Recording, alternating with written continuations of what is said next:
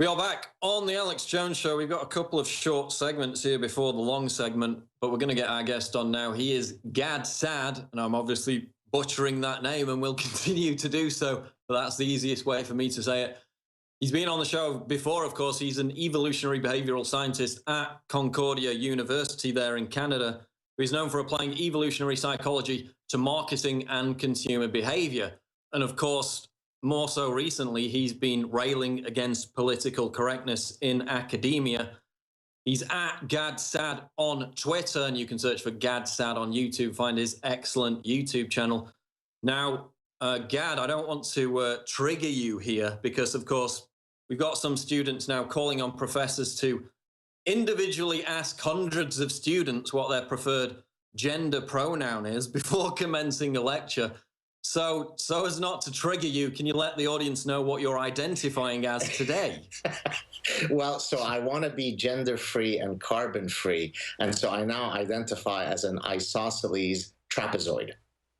As long as you don't identify as an attack helicopter, because that seems to really trigger social justice warriors. Lauren Southern just had urine dumped over her head for doing that, so we'll be sure to avoid that. Now, we got a few minutes in this segment. Just set the table for us. Give us a 3-minute overview where we're at in terms of the hostile, politically correct takeover of universities in the West and why people should be concerned about it. Why does it threaten their freedoms? Well, because there are all sorts of various movements that are infiltrating themselves within the university campus that is stifling people's confidence in expressing their ideas, right? I mean, a university is supposed to be a place, a safe space where people can go and debate one another. And because of the thought police, because of the language police, because of political correctness, because of microaggressions and cultural appropriation and so on, everybody walks around on eggshells, terrified that they might utter a syllable that might be misconstrued in some ways. And that's not good for a free society. And I mean, just to put people right, I often hear people say, oh, this is just a fringe minority. They're on Twitter, they're on Tumblr. They have no real influence. But they do, because these people are going to be our future leaders, right? This is the next generation that's going to set the laws and make the rules on free speech. That's why it affects us, correct? Well, exactly. I mean, at some point, the lunacy becomes normalized, right? I mean, Thomas Kuhn, the famous philosopher, talked about a paradigmatic shift. And then once a paradigm shift happens, it eventually becomes part of normal science. And so if we allow these lunatic discourse to take a hold in our universities, eventually it will become normalized. People will start seeing this as the natural way of how things ought to be. And this is why it's important. It is incumbent on each of us, certainly the ones that have the platform, to fight back against this very, very regressive movement.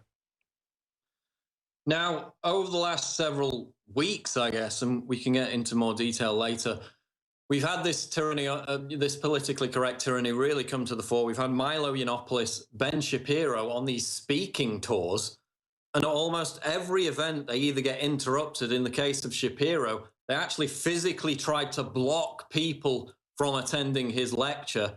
We have these safe space students preaching tolerance and diversity all day long, while themselves exhibiting complete intolerance for diversity of opinion.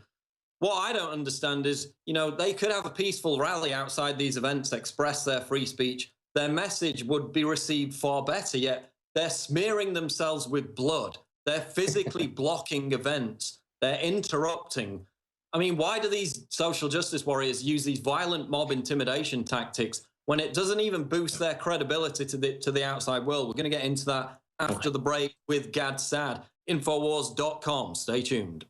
We are back live on the Alex Jones Show. Alex will be back at the bottom of the hour, but we're talking to Gad Saad, a behavioral scientist out of Concordia University. Just before we hit the break there, I was getting into social justice warriors and the tactics they use to interrupt these events. Of course, we know they're completely intolerant of diversity of opinion, but they don't go out and picket. They don't wave signs. They pull fire alarms. They make bomb threats. They interrupt events. They smear themselves with blood and scream out. They physically block people from attending these events.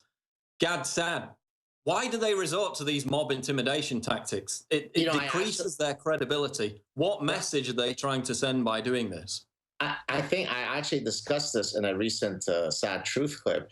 I think they have a profoundly erroneous view of what freedom of speech is. They genuinely believe that the tactics that you're speaking of is their exercise of their freedom of speech, right? So they think that stopping you from speaking is a form of free speech, right? They don't recognize that that is a violation of your right to free speech. So it's really it really is a complete inability to understand that freedom of speech means you have a right to speak, and they're allowed to set up an alternate venue where they offer their own dissenting voices. It doesn't mean that they could shut you down, but repeatedly, when I've engaged some of these folks, they truly believe this. And I'll give you another quick example. I've blocked people who were, and on the very rare cases where somebody is, very hostile towards me and insulting and so on, I block them.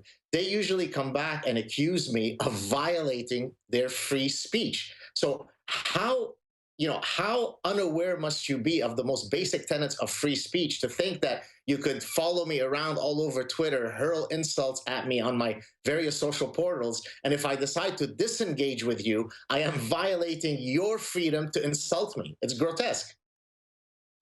No, I mean, I've had that numerous times. They think that disagreeing with them is you violating their free speech. They have no understanding of debate or dissent whatsoever. And this new thing I've noticed quite recently is we've got these safe spaces now trying to argue that disagreeing with their opinions is a form of violence, actual real violence. We had people walking out of the Milo Yiannopoulos lecture saying they felt physically threatened because he expressed a different opinion. We had the case that you mentioned in your lecture in Ottawa recently, Laura Kipnis. She writes an article suggesting that rape culture might be, fanned by paranoia. She's targeted under the same justification. How can it possibly be argued with any credibility that having a differing opinion is a form of violence? Well, their position is so fraught with contradictions. So, for example, earlier you were discussing diversity, right? So they're all about racial, ethnic, cultural, religious, sexual orientation diversity. But the most important form of diversity at a university, which is intellectual diversity, that's an absolute no-no. So skin pigmentation diversity, we support that. Diversity of ideas, well, that's just unsafe. We won't tolerate such nonsense. It's grotesque. Now, I wanted to get into this aspect of it because I sent out a tweet just before I came on the show. See what you make of this. Social media allows arrested development adult babies who never grew up to accumulate power by throwing tantrums. This explains the temptation for lazy, unsuccessful, ugly, and unpopular people to become social justice warriors. You talked about Munchausen syndrome in your lecture. Right. This process where people pretend to be afflicted to garner sympathy. Now they've got the platform of social media to do it. They've organized like never before. They've accumulated this power. Just to explain how that relates to the growth, the connection between social media and this expression of this Munchausen syndrome. So as you said, Munchausen syndrome is this psychiatric disorder where people get ego strokes. They get attention by feigning illness, by feigning injury. Well, imagine if now I could be given a massive platform where I incessantly cry victimhood. I'm going to get attention and it becomes orgasmic. We'll be back after the break to talk about that with Gad Saad. Stay with us. It's Paul Joseph Watson live on the Alex Jones Show. Alex will be live at the bottom of the hour with breaking news updates, so be sure to stay tuned for that. But right now we're talking to Gad Saad, and sorry I had to cut you off before the break. We've got a long segment here so we can really get into it. Now, I just raised the point of, people are always asking me where this sudden obsession with, oppression Olympics, grievance culture, safe space, where did it come from? Well, as John Ronson talks about in his book, So You've Been Publicly Shamed, he makes the point that, like never before, organized groups of citizens have had this much power. They have access to this newfound power. It's very alluring because social justice warriors are, by and large, lazy, unsuccessful people they've suddenly got access to this huge platform, which allows them to project themselves out onto the world, to blame the world for their own inadequacies. You combine that GAD-SAD with Munchausen syndrome, and it's a toxic combination, isn't it? It's orgiastic, right? I mean, it's a wonderful venue. Look, if I happen to be overweight right now, I could look at this as an opportunity to lose weight when my physician says, "Hey, it's healthy for you to be thinner."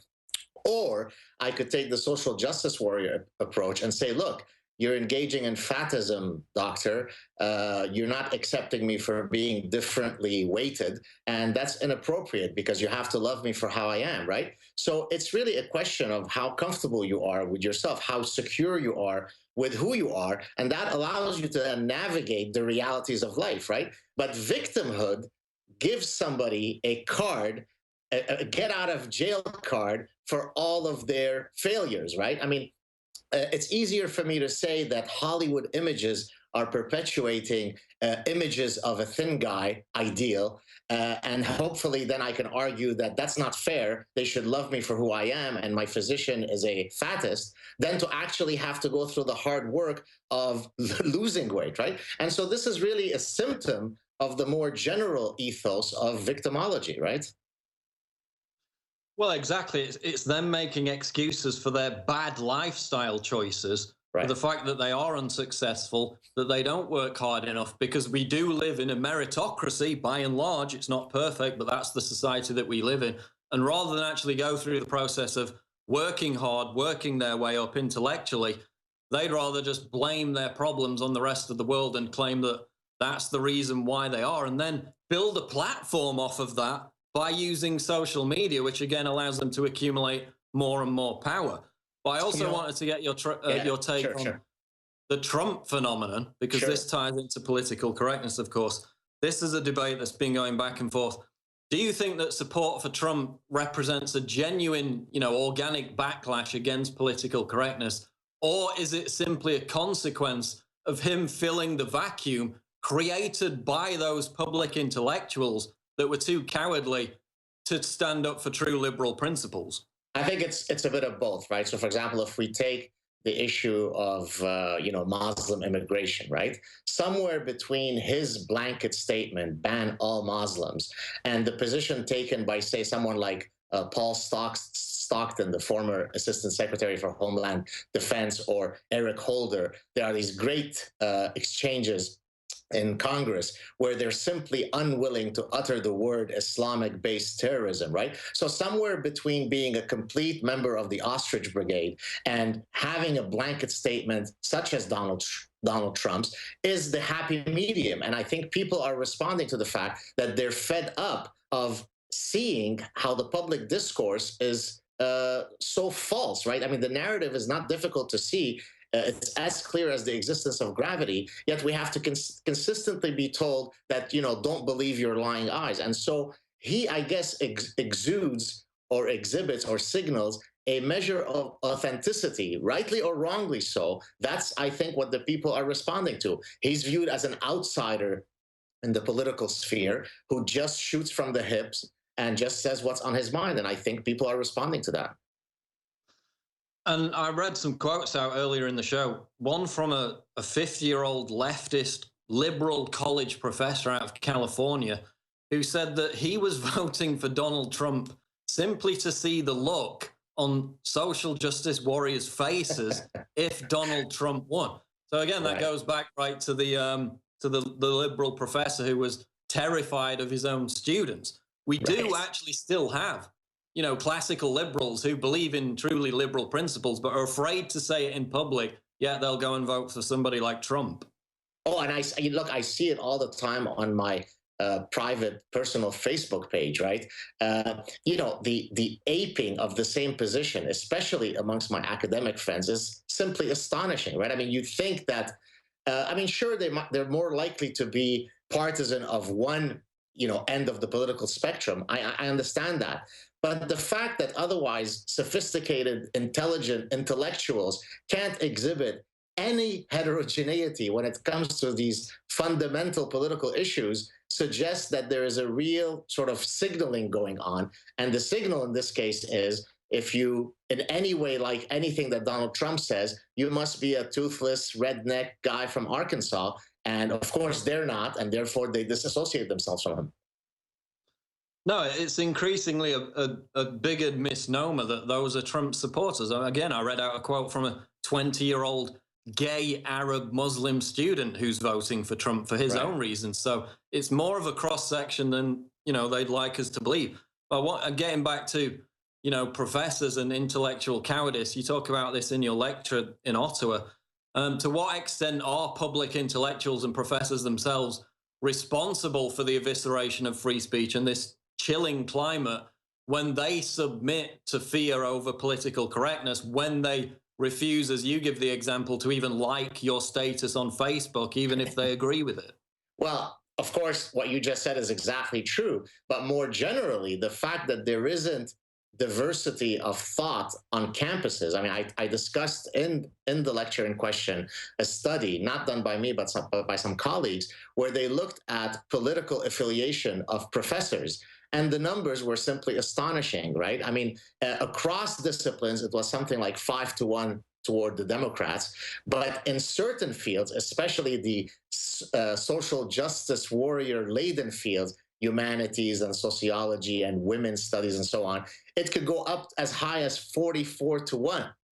I mean, that's not good, right? I mean, there are certain things that are scientific facts that we can all agree on, but when it comes to fiscal policy or foreign policy or affirmative action or whether the death penalty is good or not, it is welcome to have a diversity of positions. And yet when you create an echo chamber called the university, where one group of folks are almost never represented, that's not good for a free society.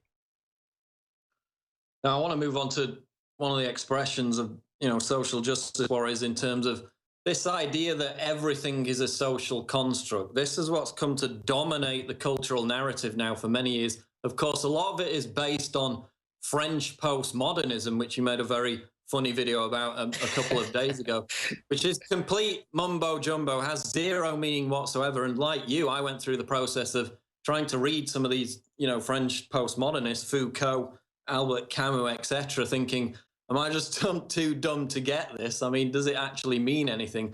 No, it means absolutely nothing. It's mumbo jumbo. But a lot of that, gender is a social construct. There's no real meaning in anything. That arose out of the French postmodernists. You gave a TED talk in which you explained that, in fact, gender preferences are innate and biological, which, of course, completely contradicts this gender as a social construct idea. Just walk us through that research that you outlined in the TED talk. Right. So, my main area of research is to apply evolutionary psychology and biology in general to study consumer behavior. And so you can't engage in that enterprise without recognizing that there are innate sex differences that define human beings. As a matter of fact, the manner in which Homo sapiens are defined is, by definition, a sexually dimorphic species, meaning that there are innate actual differences between the sexes. That's how biologists define our species.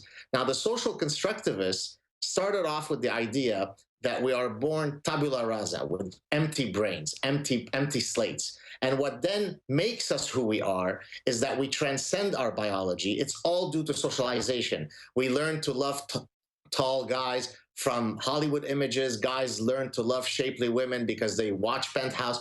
Everything is due to a social construction, and that's laughable. And so what I do in my TED Talk, but more generally in all of my research, is I dismantle this idea that there is nothing that is biologically based. So even if you take something like toy preferences, there are unbelievably compelling evidence that demonstrate that there are innate differences between boys and girls when it comes to toy preferences. Would you like me to go through some of these? Yeah, go for it.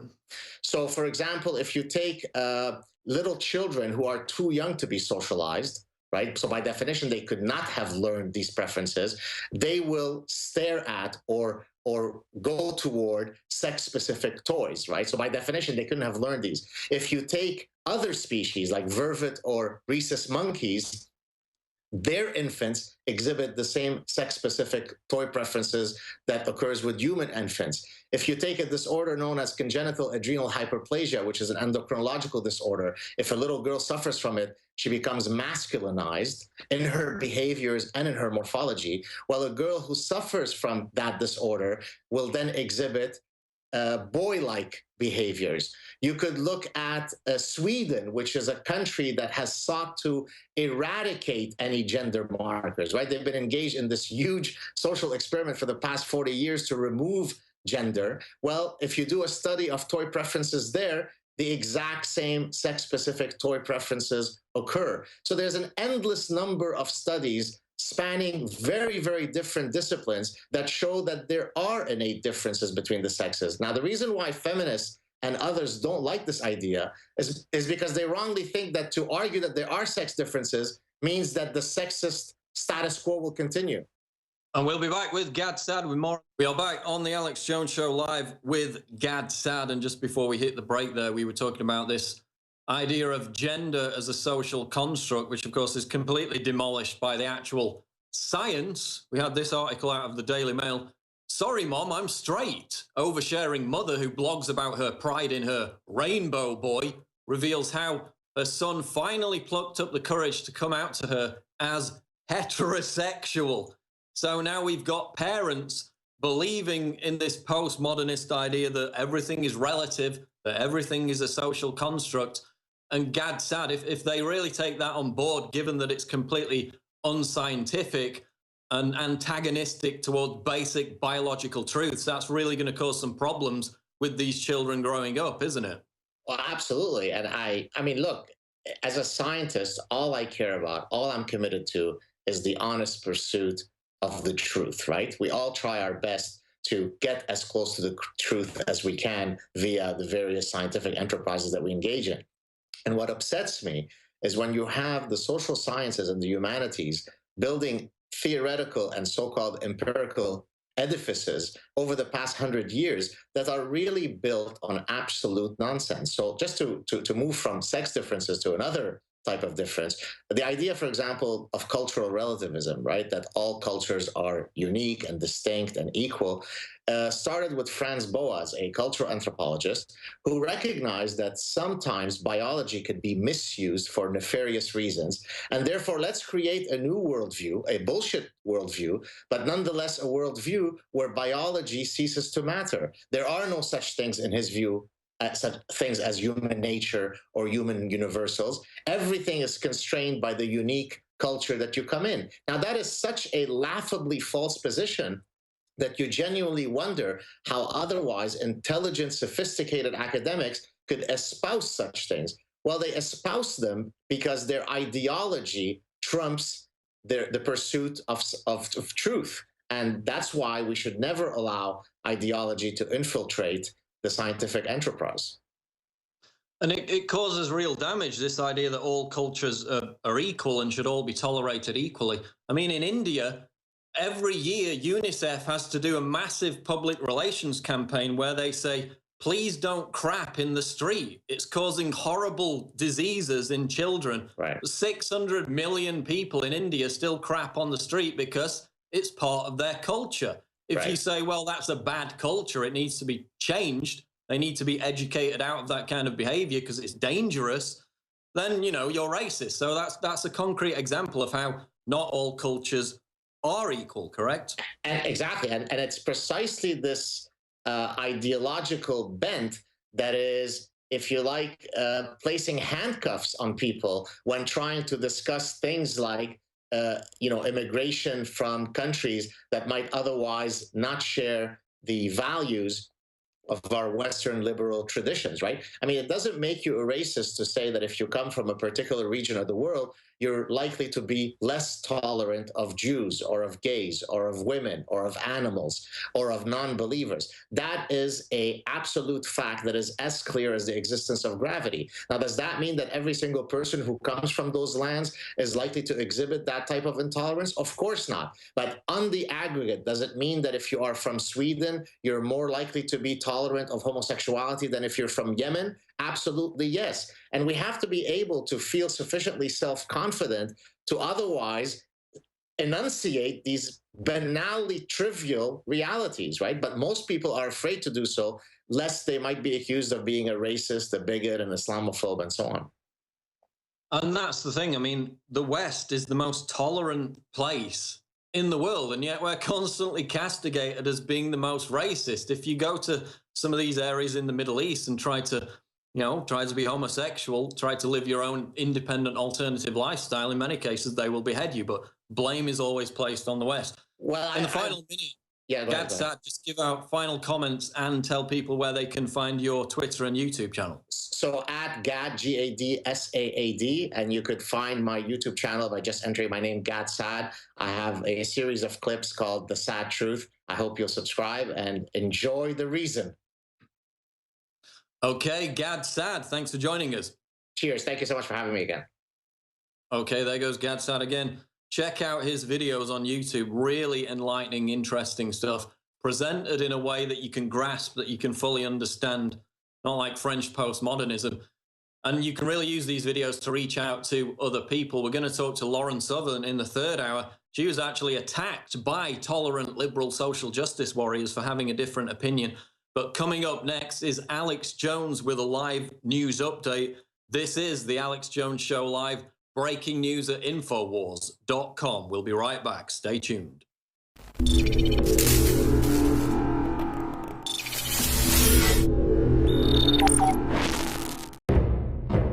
Thousands of years ago, there was a basic form of chivalry. Our ancestors would hear the drums of war, giving the warriors of the tribe a chance to organize and prepare a defense.